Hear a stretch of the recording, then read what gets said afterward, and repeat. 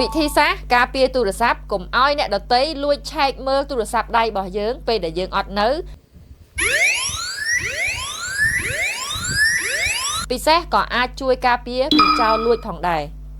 ទាំងខ្ញុំទាំងគេខ្លាចមែនតើនៅពេលដែលទុកទូរស័ព្ទចោលផ្លែតដើរទៅបន្ទប់ទឹកឬក៏គេងលក់អីចឹងគឺខ្លាចដទៃមកលួចឆែកមើលទូរស័ព្ទយើងផ្ដេសផ្ដាស់ដោយអត់មានការអនុញ្ញាតនឹងតែម្ដងមួយទៀតគឺខ្លាចរឿងចោរលួចអញ្ចឹងបងប្អូនពេលដែលទុកទូរស័ព្ទចោលបងប្អូនគួរតែដាក់កម្មវិធីការពារមួយនេះកម្មវិធីនេះគឺនៅពេលដែលមានអ្នកណាម្នាក់មកប៉ះទូរស័ព្ទដៃយើងភ្លាមគឺកណ្ដឹងនឹងរោលឡើងខ្លាំងតែម្ដងហើយមានអ្នកណាបិទកណ្ដឹងនឹងបានទេតើតែយើងជាម្ចាស់ទូរស័ព្ទអញ្ចឹងកម្មវិធីនេះល្អមែនតើបងប្អូនឲ្យប្រើ free ណាអញ្ចឹងបងប្អូនដែលចង់ដំឡើងកម្មវិធីការពារទូរស័ព្ទនេះមកទស្សនាការចែករំលែករបស់នាងខ្ញុំទាំងអស់គ្នាបាន